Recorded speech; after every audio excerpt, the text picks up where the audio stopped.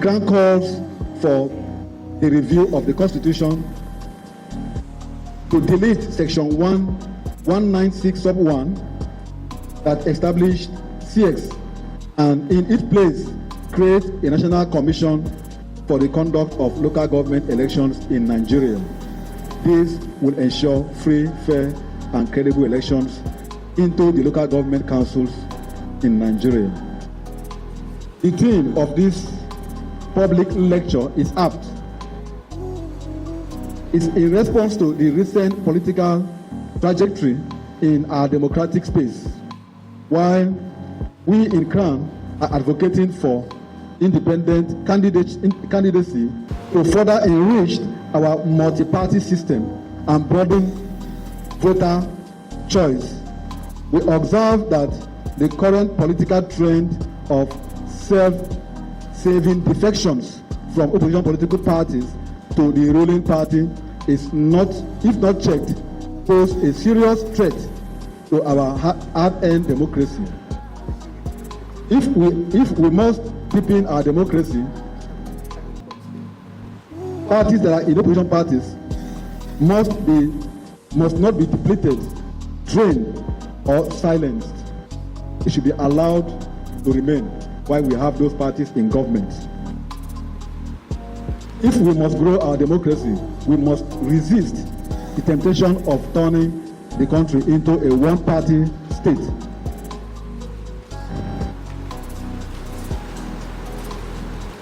Parties that are in opposition are necessary to safeguard democracy.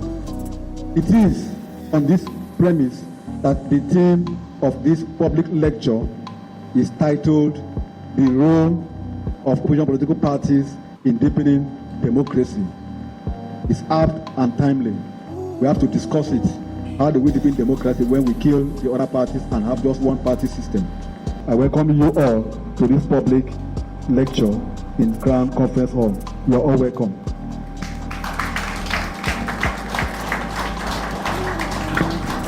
Thank you very much.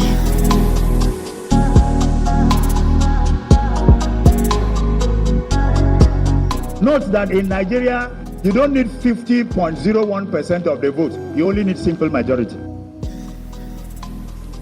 Simple majority. Which is why in the last election, the current president had 8-point-something million, but the top two that followed him had 6-point-something, 6.8, 6.1. And you can imagine if that was a united game. So my take is we don't need a plethora of political parties. I'm sorry if any chairman of IPAC is here. The truth remains that they just go and create and wait. Look, I was discussing with some people who are members of political parties.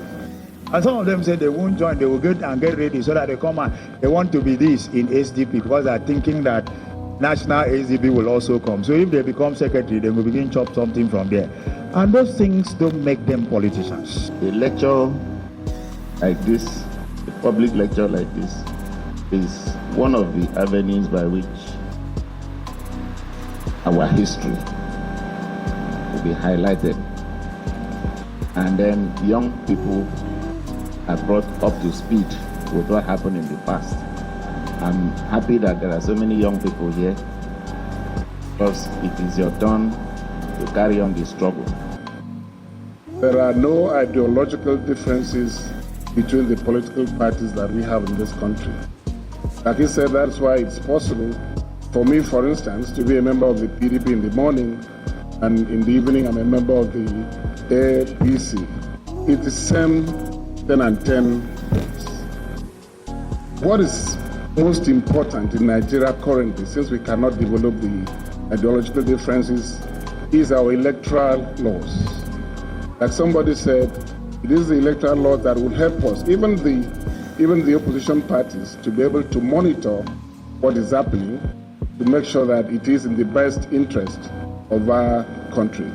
And I want to say that currently the National Assembly is working on some amendments, which I believe by the time they come through, possibly assented to by the President, will further assist us to deepen democracy in this country. But then the civil society has a role to play.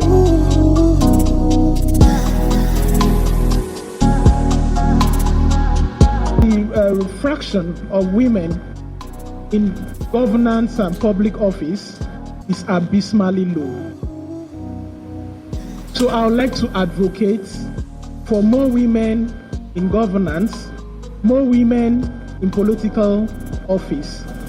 At this point, I also like to commend our governor, His Excellency Pastor Umoino, who has tried his best to ensure that we have women in governance. For example, we have women vice chairmen all over on the 31 local government areas of Akwa Ibom State. We also have female chairmen. We have female councillors and supervisors. We have female commissioners. We also have a female in the House of Assembly.